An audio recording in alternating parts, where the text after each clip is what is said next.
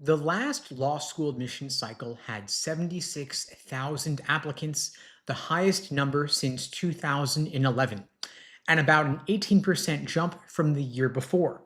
Of course, seats themselves didn't jump 18%, but the competition did. And so if you're applying to law school right now, this is one of the most crowded environments in over a decade.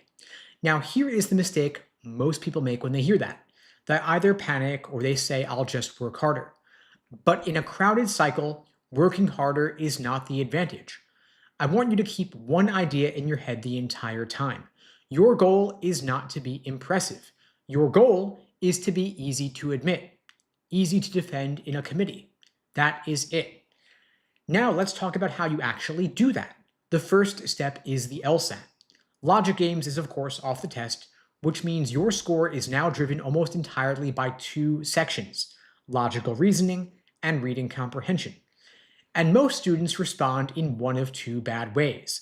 They either keep doing random questions and hoping volume fixes everything, or they panic and overhaul their entire study plan.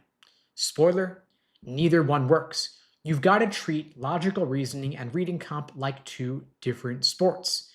Same gym, focus, stamina, and consistency, but different sports with different tracking systems. In logical reasoning, every miss falls into one of two buckets. Either you misunderstood the argument, or you understood it, yet you still picked a trap. If you misunderstood it, that is a structural problem. If you understood it but you missed it, that is a problem of discipline. In reading comp, same idea. You either misread or you lost the structure. Now, most people don't lose points because they can't read. They lose points because they never built a map. After each paragraph, you should be able to summarize what just happened in a few words: old theory, new evidence, author critique, or shift in viewpoint. If you can't label the paragraph, you didn't really understand it in the first place. The new LSAT rewards boring consistency. Not brilliance, but consistency. Second big thing is you need a mistake journal, an error log, or an error bank, whatever you want to call it. Most applicants will do hundreds of questions this month, but very few will systematically study their own mistakes. Every wrong answer should produce a rule. For example, if I can't restate the conclusion, I don't pick. Or if an answer introduces a new topic, it is suspicious. Or in strengthening questions, I identify the assumption bridge before reading answers. Your mistakes are patterns. Once a week, you want to ID your top 3 patterns and train directly against them. That's how you separate yourself from 76,000 other applicants. The third factor is your application. I want you to stop trying to be impressive. Admissions is not asking, is this person inspiring? They're asking, will this person succeed here? And your personal statement should answer one question clearly. What kind of lawyer are you becoming, and what proof do we have? Not passion, but proof in your resume, in your application, why this matters to you and why you're pursuing law school right now, what you've actually done consistently, and why law school is the next logical step. If someone can summarize your goals in one clean sentence after reading your file, you win. That's what being easy to admit looks like. And of course, let's talk scholarships.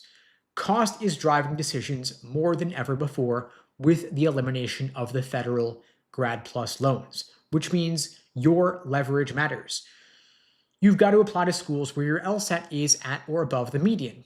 Not just where you might get in, but where you create competing offers. You want to compare employment outcomes, bar passage rates, and total cost of attendance. Don't just choose a law school solely based on the rankings. And you want to make yourself strategically valuable by applying with numbers above their medians. Now, of course, being in another crowded cycle doesn't mean you're doomed, but it means a sloppy application won't make the cut. If your application essays are vague, you're not going to survive. But if you are disciplined, if you can execute precisely on the LSAT, you can still win.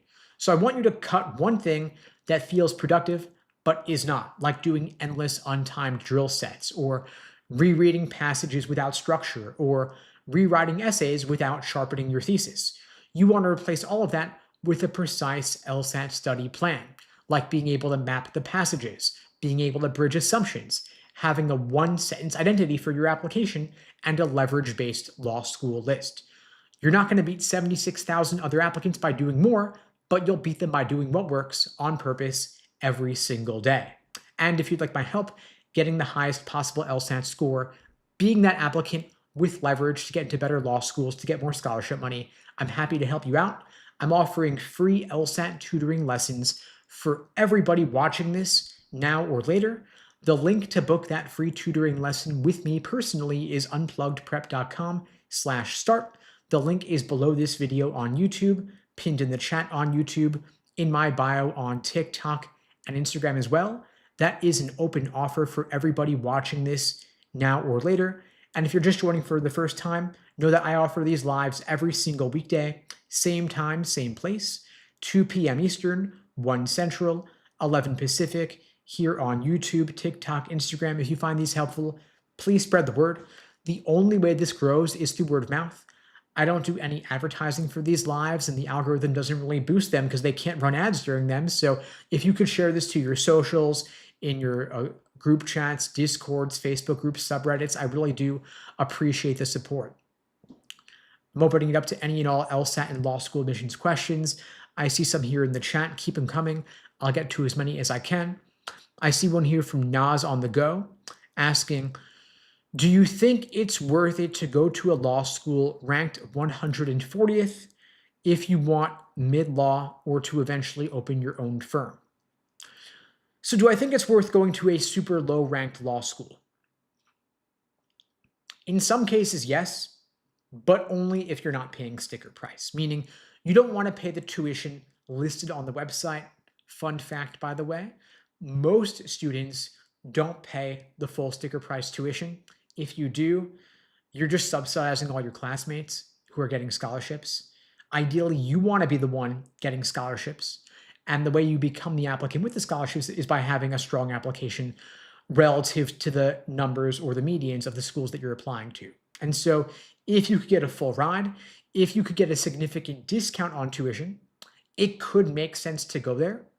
But in most cases, I wouldn't want you to go to a low-ranked law school if you were paying, say, $60,000 or $70,000 a year, because the school's reputation may not be worth that much.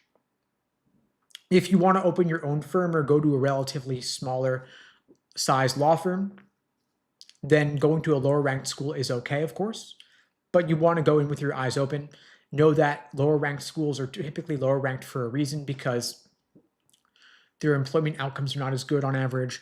Their bar passage rates are not as good on average. They don't have the same prestige or brand name as a lot of other schools. And so, again, if you can get a full ride, if you can get significant scholarships, it could still make sense, but I probably wouldn't want you to pay sticker just so that you could keep your options open. And if you want to talk through how to get your LSAT score up to get those scholarships, then of course, reach out and we could talk through it more. I see you're saying that you're an international student. You'd still be paying $100,000 throughout the 3 years. So it sounds like you got some scholarship money, but maybe not a full ride. You're not fully covered, of course. The question becomes, what are your best alternatives, right? Did you apply to multiple law schools? Do you have multiple competing offers? Can you negotiate a bit more off the scholarship that they offered you at first? I'd ideally want you to get some more money off the tuition there. Because the question is not just, can you get a scholarship, yes or no, but how much of a scholarship can you get? Scholarships are all relative. And oftentimes, with a couple more emails back and forth, you could save another $10,000, $20,000, $30,000. Well worth engaging in that. I see Lord Tamer's asking, does being first gen and caregiving during COVID help offset a 3.0 GPA in law school admissions? Okay, so you're talking about softs, for lack of a better word, the non-numerical factors, right? So law school admissions is primarily your LSAT score, your GPA, then a lot of additional factors like work experience, personal statement, resume, volunteer work and such. So you're saying your GPA is a bit low because it's a 3.0, which is frankly below a lot of the law school medians, but you're first gen and you were caregiving during COVID. So being first gen, having engaged as a caregiver, that is additional context for your application, but it's not quantitative in nature. And because it's LSAT and GPA first and foremost, a third factor like soft factor won't have that much of an impact to offset a more important factor. The better way for you to offset the low GPAs with a higher LSAT score, just giving it to you straight. I mean, again, caregiving, first gen, it's nice context, but the numbers are the numbers. They want to see that you have the academic credentials to support the idea that you will succeed in law school, that you will not flunk out after 1L, that you will do well in 1L, and you'll also pass the bar exam and be able to get employment 9 months after graduation. So I would say certainly talk about the caregiving and first gen in your application essays, but the biggest and best things you can do to improve your odds at this stage is just get a higher LSAT score. I mean, you left out that from your comment there. I want to know, what LSAT score do you have on record? Have you taken it officially? What kind of score are you targeting? What kind of schools are you targeting? If we can get you a higher LSAT, making you a so-called splitter applicant, high LSAT, low GPA, that will do a lot to boost your odds, and that's the biggest factor that you could impact at this stage. And if you want to talk through what we could do to get your LSAT up, of course, you could book the free LSAT tutoring with me. The link is unpluggedprep.com/start. The link's below the video on YouTube, pinned in the chat on YouTube, in my bio on TikTok and Instagram as well. Happy to meet with you personally and help you out. I see Nabaz asking, how important are clubs in undergrad? I'm in a couple and not sure if I should continue. Okay, well, I mean, do you like the clubs? Do you want to continue? If so, you can. I'm not going to say to stop doing the clubs, but clubs in undergrad are not as helpful for law school admissions as clubs in high school are for college admissions. So don't think that doing clubs in undergrad is going to do a lot to help you with law school admissions, because law school admissions is a lot more rankings focused than undergrad is, meaning it's mostly LSAT and GPA. And so if doing these clubs is going to harm your undergraduate GPA, if it's going to detract from your LSAT prep, I'd say back burner the clubs and focus on your LSAT and GPA. However, if you can maintain a high GPA, if you still have sufficient time to study for the LSAT, then by all means, keep doing the clubs. But law schools won't care that much about the clubs that you do, because the clubs are not factored into the rankings. What happens is law schools report the LSAT and GPA of their students to the American Bar Association. US News then pulls those numbers for inclusion in the rankings. But clubs are not a quantifiable metric, and so they're not factored in the same way. So I'd say carve out some time for your LSAT prep if you're an undergrad. Let's say for anyone who's a sophomore or junior studying for the LSAT right now, you want to focus on your LSAT and GPA first and foremost. If you're a freshman, focus on GPA solely. If you're a sophomore or junior, stick with the GPA focus, but also add in maybe 5 to 10 hours a week of LSAT prep over the course of 5 to 6 months. That could be sufficient to knock it out. I see 1092 is asking, are applications up this year? Yes, applications are up roughly 15% at this point in the cycle. The cycle has been front-loaded, meaning there were more people applying earlier in the cycle, then it kind of tapers off over time. But applications are still up significantly year over year. And so that makes for a more competitive cycle. Just the reality that we're dealing with. I think a lot of it has to do with economic uncertainty, the job market not being so great. Basically, law school demand and graduate school demand is counter-cyclical, meaning when the economy is bad, law school and grad school applications go up. I saw this back in 2008 during the financial crisis, saw it again in 2020 during the pandemic. We're seeing it again now. When it's hard to get a job out of undergrad, people say, you know what? I'm going to go to law school, wait out the bad economy. Hopefully a couple of years from now, I'll have a JD and the job market's better. And so a lot of folks are thinking that way these days, and I don't think that's going to change anytime soon. So I do think apps will probably plateau. I think they've just risen so much the past couple of years. I can't really see them going up a whole lot more. Things just can't go up and up indefinitely. But I do think they'll kind of flatline, and we'll have roughly the same number of applicants next cycle as well. So I do think it'll continue to be competitive, just because law schools are not going to increase their class sizes 20%. They have certain administrative barriers to expanding indefinitely as well. Bateman's asking, when is the latest you can take the LSAT? Well, the LSAT's offered 8 times a year. You could take it, if you want to start law school this fall in roughly 6 months, you could take it in April. You could technically take it in June. But most law schools will not accept the results of the April or June LSATs. It is pretty late in the cycle. And even if you could apply in April or June to start law school a few months later, it's harder to get in. There's less scholarship money available. Typically not a great idea. I would probably recommend applying in September to start law school roughly a year from that point. That's the best time frame I would recommend. You also want to give yourself sufficient time to study, right? I mean, if you're starting with your LSAT prep now, to try to do all of it in just a month and a half or even 3.5 months and apply the tail end of the cycle when there's less money available, harder to get in, I don't think it's a great move. I'd say give yourself the time that you need to achieve your fullest potential on the LSAT. And so if you can put in 10, 15, 20 hours a week and take it in June, yeah, go for it, of course. But I would then work on your applications over the summer, apply in September when they open, and start law school roughly 1 year after that point.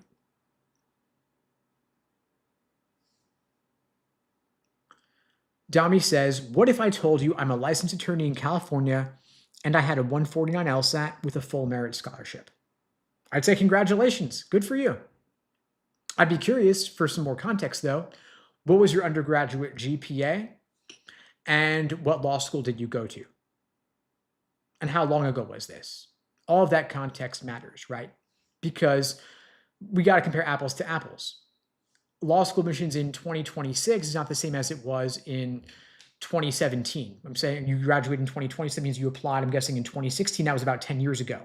And that was not during one of these spikes in applicant volume. So in 2016, I'm curious, you could Google this, but I'm wondering how many people were applying to law school in 2016 versus applying in 2026. And again, I'm curious what law school you went to.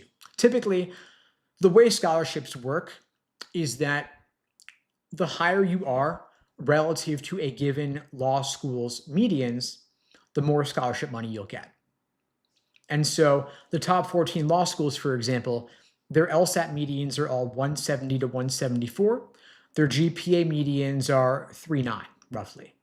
So if you want to get significant scholarships from a T14, you want your GPA to be closer to a 4.0. You want your LSAT to be closer to 175 plus. Now, in many cases, it could be better to go to a lower ranked school with more scholarship money than higher ranked school with less scholarship money. And I see Dami saying that they went to a lower tier school for the scholarship. I think that makes a lot of sense. Yeah, so I think that it's going to be hard to get a full ride with a 149 LSAT, especially in 2026, because things have changed over the past 10 years. So if you talk to a lot of, let's say you're a paralegal, you're working at a law firm, you're talking to attorneys at that firm, and they're telling you to do X, Y, Z, but they did this 20, 30 years ago, the game has changed.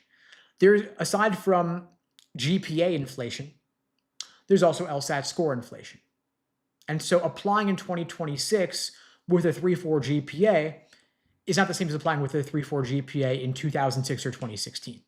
Just like applying back then with a 149 is not the same as applying now with a 149. The LSAT's gotten easier. The logic games are off the test. People taking it remotely. Easier to get top scores. More people applying with accommodations for extra time. It's not an apples to apples comparison. So anytime you're getting advice from somebody 10, 20 years ago who did it back then, take it with a big grain of salt. Always look at the most recent data available. And if you're wondering where can I get that recent data? You look at the Law School ABA 509 reports. If you Google Harvard Law 509 or Yale Law 509 or your regional school 509, you will be able to see the current LSAT and GPA medians, and you'll know what you're actually up against within the past couple of years. You'll have a better indication of what kind of stats you need for applying right now.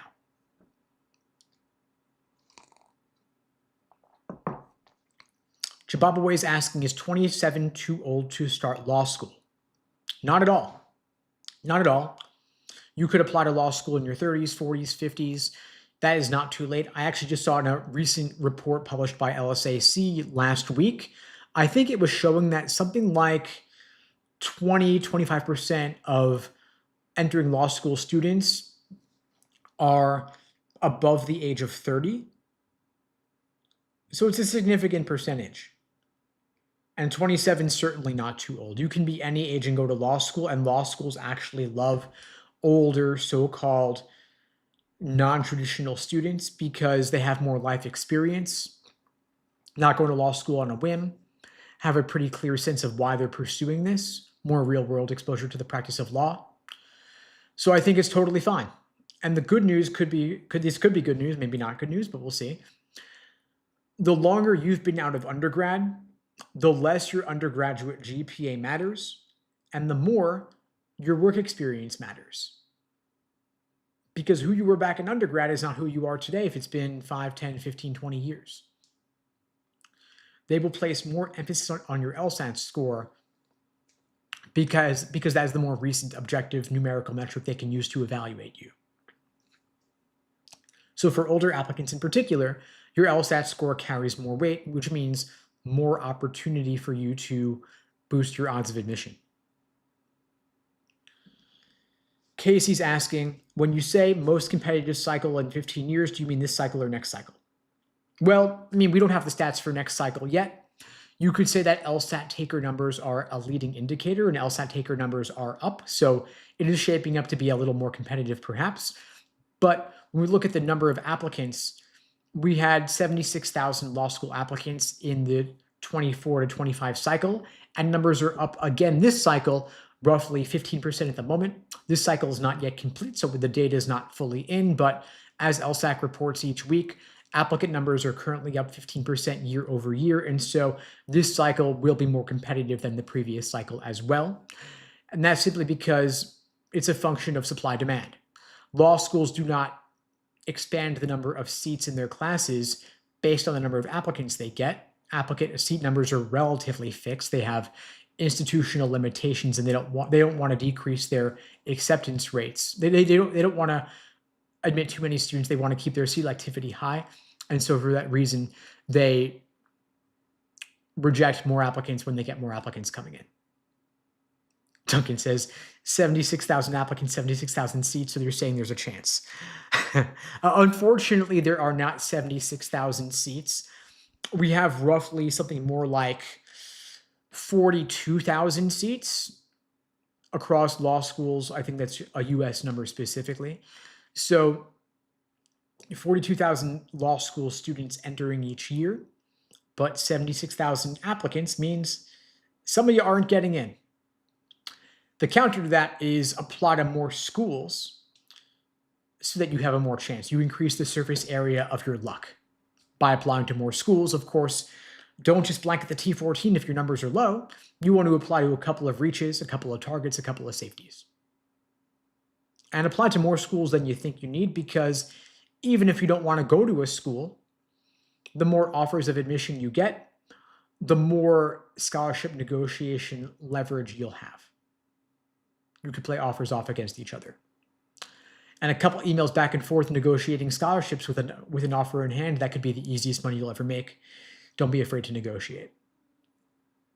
Question here, can schools see if you took the LSAT online versus in person? No, they cannot. They cannot see if you took it remotely. They can't see if you took it in person at a testing center. All they see is the score. They also, by the way, don't see if you got accommodations for extra time or not. All they see is the number out of 180. That is it.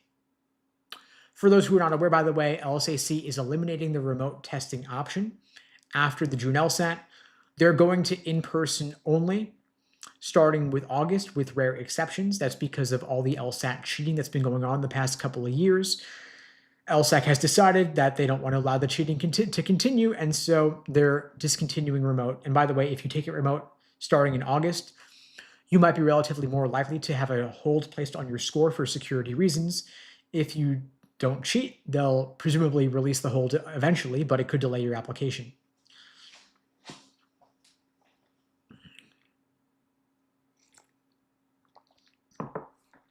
And Samantha says, yeah, remote was so bad anyway, so stressful. Yeah, I mean, I think that overall, in person's a better testing mode just because you're not dealing with a remote proctoring, less chance of tech issues. Imagine, for example, you have a remote proctor who's making noise on their end because they're in a call center style environment and you're hearing a lot of background noise during your exam, or they keep dropping off the call midway through. It's interruptions and it's just not something that you need to deal with. It's too stressful. When you go in person, you eliminate all of that. So I think all else being equal, taking it in person is better if you can. Now, Ella's asking, why do you think many people with great stats are getting rejections from UMich and other T14 law schools this cycle? Well, I think many people with great stats get rejections because it's competitive. Again, when you have a surge in the number of applicants, but a limited number of seats, more people will get rejections because it's a supply-demand issue. Additionally, there's a lot of grade inflation. So undergraduate GPAs are super high. And there's also LSAT score inflation, meaning you have more people applying with super high LSAT scores. And so when you have a significant oversupply of people with top LSATs and top GPAs, all fighting for a limited number of seats, it's like musical chairs. More people are left standing when the music stops. And that's not a verdict on anyone as an individual. There's an element of chance involved as well. These top 14 law schools have more deserving applicants than they have number of seats. And so what you can do is apply with even higher numbers to compensate. In other words, the bar is getting raised, so you apply with an even higher LSAT score. You retake, so retaking a 172 is not crazy. Retaking a 175 might not be crazy either, just because if you get 1 or 2 points higher, it's going to put you in a better situation. And if you score worse, no big deal, because law schools don't average multiple scores, they only take the highest. Now, you can make the argument that these schools have a duty to educate the greatest possible number of students, and they should just expand their class sizes. It's not like Harvard doesn't have the money to hire more professors or build more buildings, right? But they want to maintain the prestige of being an elite institution, and part of elitism is that only a small number of people get that education and get that degree. I don't think that's right or necessarily fair, but it's their choice. They're not having me make their decisions, and so all you can do is become a more attractive applicant by getting a higher score. So as Chris is saying, we need to 180 basically. I mean, yeah, shoot for a 180, right? Why aim for anything less? Not saying you've got to get a 180. It's possible that a 175 could be enough if you've got a good enough GPA, but don't get one-itis for any one individual school, right? There are literally 14 schools in the top 14, and actually it's higher than that because a lot of them are tied, which kind of just shows you how absurd the rankings are. That there could be 17 schools all in the top 14 doesn't make sense. But get higher numbers than you think you need. I see Pose asking, what if you retake and score low and schools see that low score? It will not matter, because law schools only take into consideration the highest score on your record, because that score is what gets reported to the American Bar Association, which in turn is where US News pulls that data from for inclusion in the rankings. So let's say your hypothetical deserved score is a 170. You take the LSAT, you get a 170. You could say, great, I got what I deserved. But if you retook and you got a 173, you're now applying with a 173, and that's better, objectively. But if you scored worth, no big deal. Yes, they will see it. And Samantha's saying, but they're going to judge you. And I'm like, what's this judging here? I mean, look at it from their incentives. Law schools only have to report the highest score on your score report to the American Bar Association. So while they will see a lower score, they have no incentive to care. The highest score that you apply with is their stat to help them raise their standing in the US News rankings. So it does not matter. And for you to have the chance to get a few points higher is really a gift. And that's why people are retaking the LSAT more often than ever before. People are asking me, why are there so many high-scoring applicants now? Why is there all this LSAT score inflation? And part of it is the fact that it's easier to retake. The LSAT is offered 8 times a year. Coming up, we've got April in a month and a half. We've got June in 3.5 months. Then we've got 4 consecutive months of LSATs, August, September, October, and November.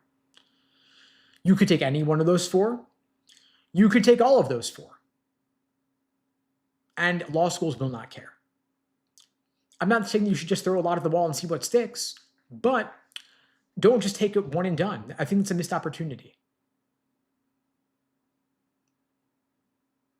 If you think that you have what it takes to study another couple hours a week for another month or 2 and stay fresh on this, maybe take 1 practice test per week for another 6 weeks or so till the April test, and you retake then, and you apply with a higher score, at least giving yourself another at-bat, I think it's well worth the opportunity.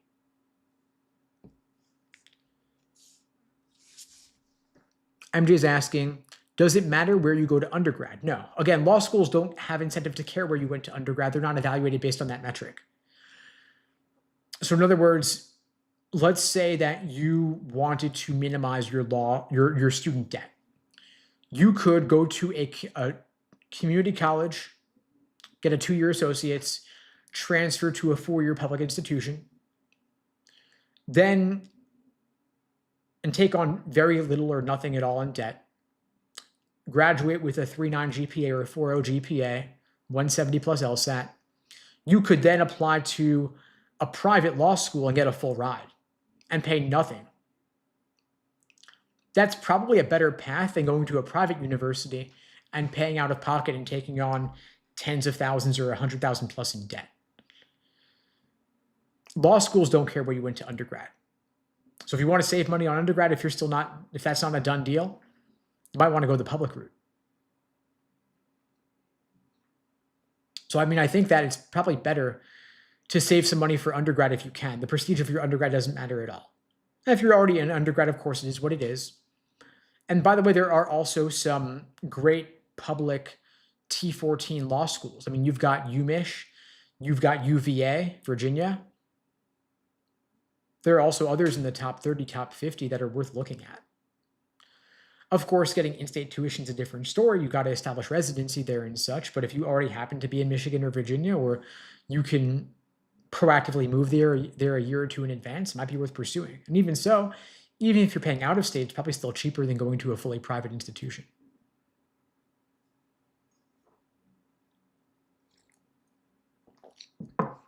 User 3058 is asking, is 174 on the old LSAT good enough for a T14 with a 3.9 GPA? Could be. So the top 14 law schools all have 3.9 GPAs roughly. Their LSAT medians are all 170 to 174. So 174 puts you on the higher end. Of course, the T14 are not entirely uniform. There is some variation within that group, but 174 is on the higher end. So those numbers are pretty reasonable. To your question regarding the old LSAT, law schools don't care what format LSAT you took. They're not really getting into the weeds with that sort of thing. They don't care if you took it with logic games or without logic games, or remote or in person, or the LSAT Flex versus a 4-section LSAT. It's all the same to them. All they care about is the score out of 180 because that's what they're evaluated based on. Samantha's saying, I'm stressed my GPA is a 2.4 and I've got 2 arrests on my record, graduated last year. Okay, so let's talk about where you're at right now. 2.4 GPA, I'll admit it's not fantastic, but you can balance it out with a higher LSAT score. I'm guessing the LSAT's not a done deal for you because you didn't mention the LSAT and you're still here, right? So what can we do to get you a 170 plus LSAT score? Have you taken it before? Have you studied for it yet? If you want to talk through it, by the way, and that's an open offer to everybody, you could book a free LSAT tutoring lesson with me. Open offer for everybody watching this now or later. The link to book that is unpluggedprep.com/start.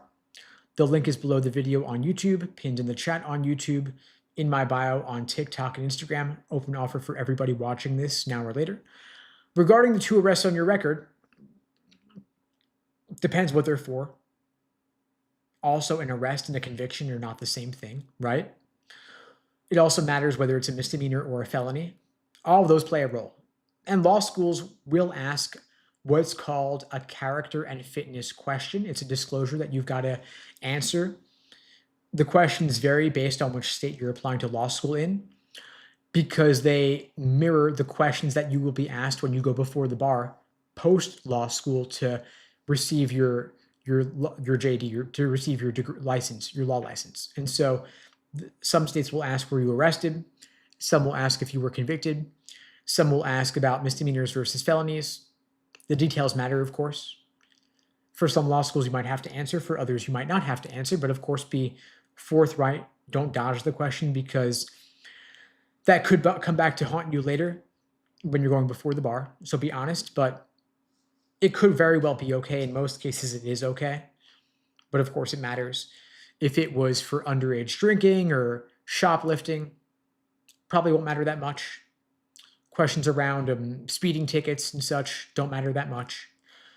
Anything violent could matter. Anything that's an issue of ethical integrity, like forgery, for example, that matters a lot.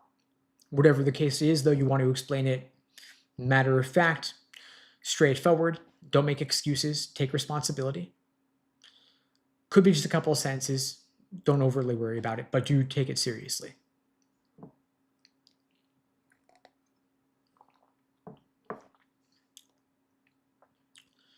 Carter Lifts asks, can you go to law school with an accounting degree? Yeah, you can major in literally anything and go to law school. Doesn't matter what. You can major in English. You can major in a STEM field, comp sci. In fact, a lot of the time, having a less pre-law related undergrad can help more because it's more unique. It'll stand out more.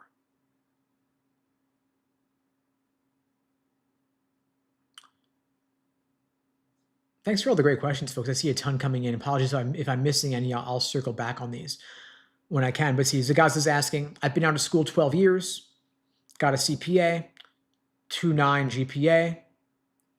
What kind of LSAT score should I aim for? Well, always aim for a 180, right? Don't shoot for anything less. A 2.9 GPA is low, to be frank. So you want to balance out the lower GPA with a relatively higher LSAT score. So you have more need of a higher LSAT score than somebody with a higher GPA would. So take that as more motivation, more reason to push for the highest possible LSAT. Bianca's asking, what if I had a felony over 25 years ago and then it was expunged?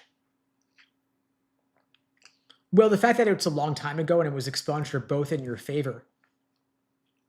Again, different law schools will ask different character and fitness questions just based on the state that you're applying to law school in. So you might need to disclose it, but the fact that it was so long ago is going to be good news for you, because who you were 25 years ago is not who you are today. You've grown, you've matured, you've changed, and they're going to recognize that you're a different person now. If it was like this happened last week, they're like, has this person really grown that much since then, or are they still pretty much the same person? But 25 years, you're a different person. You've learned a lot since then. And so just talk about that. And you can Google the questions exactly for different states.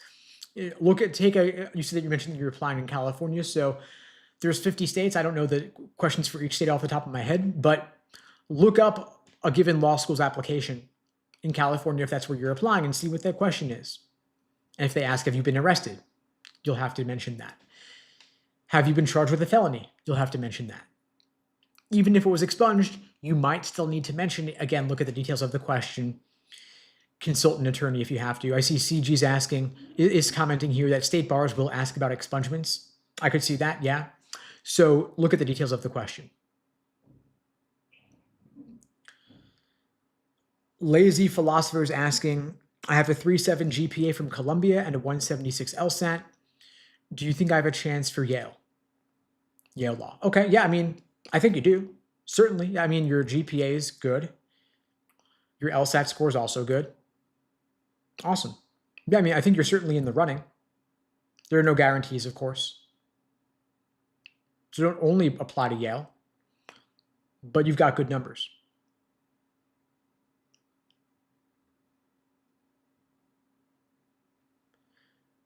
Austin's asking, how competitive would my chances be if I submit an in-state law school application in March? Well, it depends on the school, right? I mean, there are different in-state law schools with different requirements. Some are easier to get into than others. What matters is not whether it's in-state or out-of-state. What matters is the LSAT median and the GPA median. So UMich and UVA are both top 14 law schools, so their requirements are higher. And applying earlier for those schools matters more because there's more demand.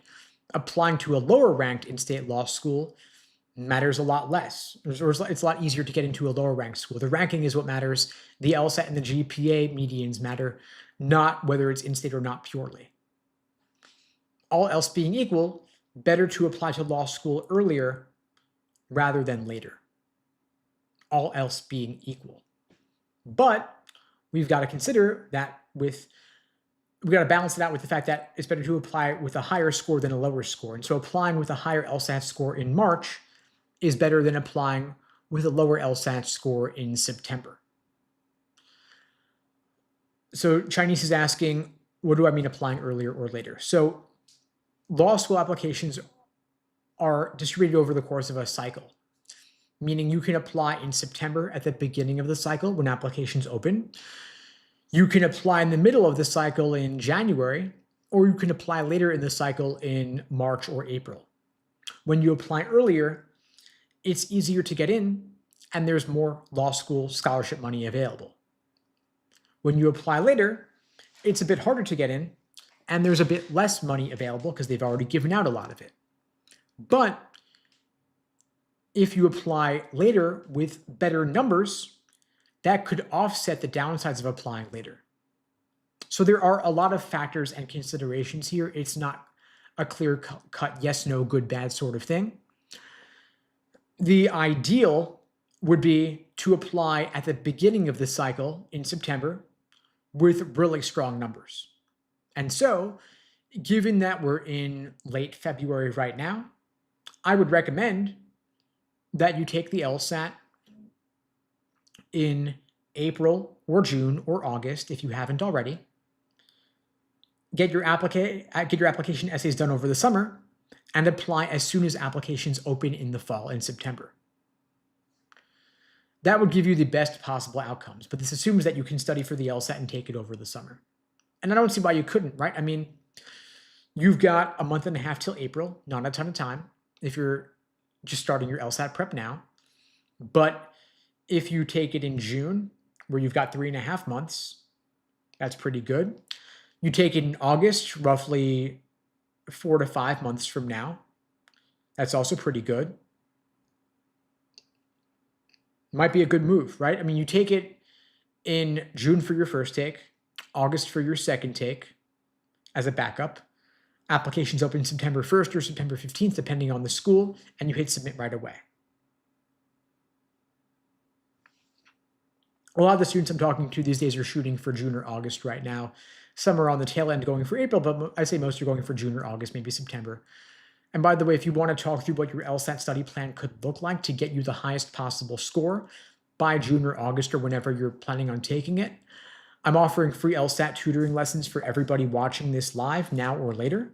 The link to book the free tutoring with me is unpluggedprep.com/start. The link is below the video on YouTube, pinned in the chat on YouTube, in my bio on TikTok and IG as well. Open offer. I see Chinese is asking, do they have a set amount of seats open each cycle? Yeah, so law schools are pretty limited in the number of seats they can offer because they have limited space in their classrooms, limited number of professors, limited capacity. They're primarily in person. So, and you'd be surprised, a lot of them are actually pretty small. Most law schools only have a couple of hundred students per class. Like I think Yale or Harvard both only have like 200 to 300 students per class. And so it's pretty small group there. Certainly smaller than the amount of seats they have available, than the number of applications they're getting. And so that's why I would never put all your eggs in one basket. I recommend applying to at least 12 to 20 schools at minimum, casting a wide net to maximize your options. And you can, by the way, typically reuse most of the same application essays for multiple schools. Kay's asking, can I get into a top 20 law school with a 3.5 from the University of Florida? So a 3.5 GPA is frankly below the GPA medians of the top 20 law schools. So it's hard. It's going to be an uphill battle. The key piece of the equation here that's missing is your LSAT score. It's the most important factor in admissions. And so without that key piece of data, I can't say what your odds are. If you were applying with a 175 plus LSAT score, you might have a shot. But if you're below a 175, given that your GPA is relatively low, it would be unlikely. When your GPA is low, you've got to balance that out with a relatively higher LSAT score in order to compensate. And so when we know what your LSAT score is, when we know if you are a splitter applicant, by the way, splitter is just admissions terminology meaning high LSAT, low GPA. If you are a splitter, meaning at least your LSAT score is above median, then you've got a shot. Not a guarantee, but you've got a shot. Ashton's asking, does being a relatively younger applicant hurt my odds in admissions? Not necessarily. I mean, when you're younger, when you're applying directly out of undergrad, your GPA matters more because it's more recent and you'll have less work experience to talk about. But if you've got strong numbers, you're still a competitive applicant. I wouldn't worry about being younger. I would just focus on getting the strongest numbers you can because that's what you can control. But no, you are not at some automatic disadvantage based on your age, whether you're young or whether you're old. Alexandria is asking, what do you recommend to be the best LSAT prep? Well, the best source of material in terms of content or questions would be the actual official LSAT practice tests. Those are available exclusively through the Law School Admission Council. They have them on a platform called Law Hub. You get 4 exams for free. The others you got to pay for, but it's well worth the investment. But the thing is that most of them don't come with explanations. And of course, there's no one talking to you or giving you feedback with those. And so that's where we come in. At LSAT Unplugged, we offer live online LSAT prep coaching, private one-on-one sessions. We also offer on-demand courses, small group coaching via Zoom, personalized custom study plans. And we like to personalize every program for the individual student because every student has different needs given your current LSAT score, your goal LSAT score, and your time frame. And so if you want to talk through what a personal coaching program could look like for you to help you get to your goal score whenever you're planning on taking it, I'm offering free LSAT tutoring for everybody watching this now or later. The link to book that free tutoring with me is unpluggedprep.com/start. Links below the video on YouTube, pinned in the chat on YouTube, in my bio on TikTok and Instagram as well. For those just joining, I offer these lives every single weekday, same time, same place, 2 p.m. Eastern, 1 Central, 11 Pacific. If you find these helpful, please spread the word. The only way these lives grow is through word of mouth. I don't do any advertising for them, and the algorithm doesn't really boost them because they can't run ads during a live. And so please share this to your social. Share this on in your Facebook groups or subreddits or Discords or group chats. I do appreciate the support. I see Simply Miss K is asking, is there an expiration for any given LSAT score? So LSAT scores are good for 5 years, meaning if you take it now, you can apply to law school with that LSAT score anytime within the next 5 years. After that time, it's off your record and you'll have to retake the LSAT. But 5 years is a pretty good amount of time.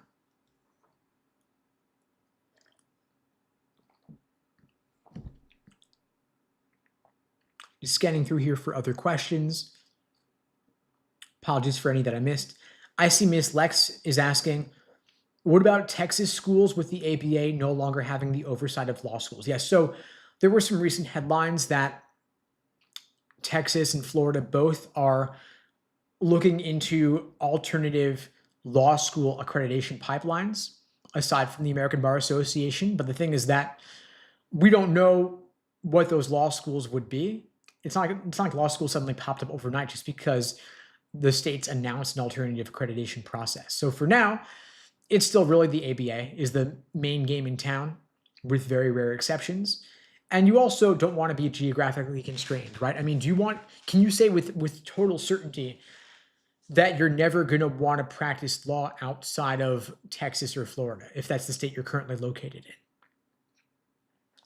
I think the best path forward, the most prudent or practical course of action is to keep your options open. I mean, you don't know where life might take you. If you have to move for family reasons or a significant other, or you get a good job offer somewhere else, you don't want to be stuck in the state where you went to law school just because you went to some new, unproven law school that had no track record.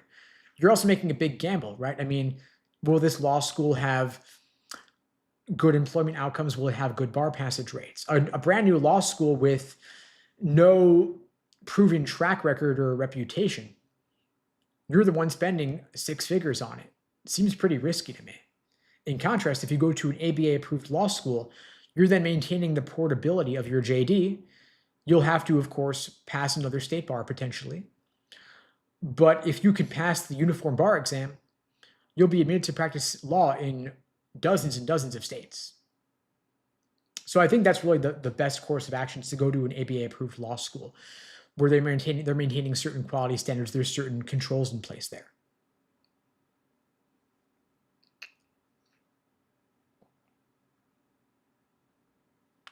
I know there were a ton of questions here that I missed. I'm just circling back to some of those. Thanks for your patience here. The chat kind of moves pretty fast sometimes.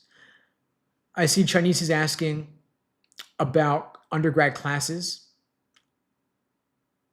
Where was that question? It's asking about, would you recommend certain classes for those who weren't pre-law in undergrad, like philosophy? So if you want to take a class for LSAT prep purposes, I would not study philosophy or logic, because most of what you'll cover is actually not directly related to the LSAT in particular. A lot of what they'll cover goes way beyond the LSAT, typically more into more formal logic territory that may just confuse you as it relates to the LSAT, and it could also, as a double whammy, harm your GPA. You want to maintain a high GPA for undergrad, because that's what's going to matter for admissions, and you also want to get a high LSAT score. The best way you could study for the LSAT is to just study actual LSAT material, like those practice tests and any other LSAT resources like what we have in my coaching program, or even what you'll get for free on my YouTube channel. If you're legitimately interested in a given topic in undergrad, of course, take the class. I'm not saying not to, but also make sure that it's not going to harm your GPA. Hey, Brina, awesome. Glad you joined the live. Good to see you here. Scanning through for other questions. Ashton asks, how long in advance should I start studying for the LSAT? You were the one who commented earlier that you were a bit younger, right? Okay, so if you are a freshman, if you're in high school, that's too early to study for the LSAT. I would say enjoy high school. If you're in high school, just get into college first and foremost. Once you're in college, enjoy freshman year, explore different majors, decide whether law school is really what you want to do, maintain a good GPA, have fun, and then if once you're in sophomore year, like, you know what, I really do want to pursue law school, you could start doing some light LSAT prep, maybe just a couple hours a week, do some practice tests untimed, listen to the LSAT Unplugged podcast or my YouTube channel, LSAT Unplugged. Links in my bio, by the way. When you want to start getting serious about it, do 5-10 hours a week for a couple months. You could then ramp it up.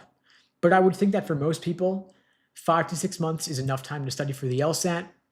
If you want to take a year for a 170 plus, if you're really gunning for a top score, like a 175, giving yourself a year is not crazy. But I don't think that you should really need more than 6 months to a year at most to master the LSAT. You want to take it and move on from this, because of course you'll then have 3 years of law school and you'll have the bar after that. But studying as a sophomore, taking it as a junior, getting it out of the way, I think is fantastic. I wish more folks went that route. But taking it as a senior, of course, is fine as well. Then you could go direct from undergrad into law school if you want to.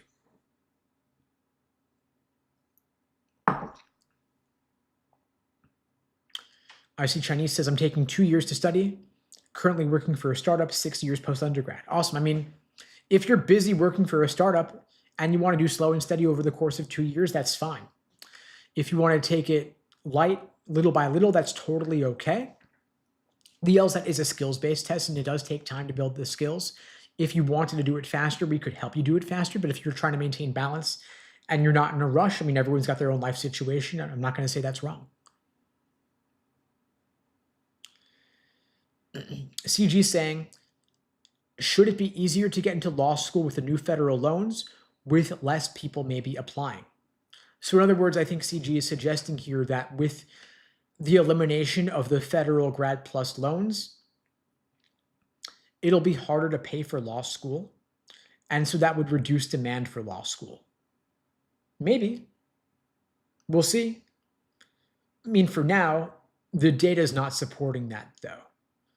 Because if LSAT taker numbers are a lead indicator of applicant numbers, which I would think they will be because you take the LSAT before you apply, because LSAT taker numbers are actually up, that would suggest that law school applicant numbers will also be up. As I mentioned, the 24-25 cycle had 76,000 applicants, was up roughly almost 20% over the previous year. Applicant numbers this cycle are now approximately 15% up year over year again. And so I do think they'll be up again next cycle. So there's a number of different factors here, right? So even if the elimination of the grad plus loans, capping how much you can borrow, might make it harder to pay for law school, law schools can counteract that by being more strategic in how they give out scholarships and also directing applicants towards alternate ways to pay, like private loans. I don't think private loans are great, of course, but some people may want to go that route. Students may also choose cheaper law schools where they can get more scholarship money over paying a higher tuition for a more prestigious law school. So it may change where people choose to go. We may see more demand for lower ranked schools at cheaper prices. So it may just be a redistribution of where people choose to go at what price, meaning that people on average pay less rather than going for more prestigious outcomes. And I think the economy is ultimately the ultimate determinant of whether people choose to go to law school or not, or whether people apply. And so economic stagnation or malaise with a bad job market may be the biggest factor in whether people go to law school rather than the loans having the impact. But we will see. Of course, I will keep following the data and the numbers as they're published, and I will update all of you. And if you want help, of course, with your LSAT prep, I'm offering free lessons, free tutoring for everybody watching this now or later. The link to book that is unpluggedprep.com/start. Link is below the video on YouTube, pinned to the chat on YouTube, in my bio on TikTok and IG as well. I'll be back tomorrow, same time, same place. On Wednesday, by the way, I'll be on at 8:45 a.m. Eastern time because of the February LSAT score release. So instead of doing it at the usual time on Wednesday, I'll be joining bright and early, 8:45 a.m. Eastern time Wednesday. So join me then on Wednesday, but tomorrow, usual time, 2 p.m. Eastern, 1 Central, 11 Pacific. I'll be back on then. I'll see you all tomorrow, same time, same place. In the meantime, I wish you all the best and take care. Thanks for joining.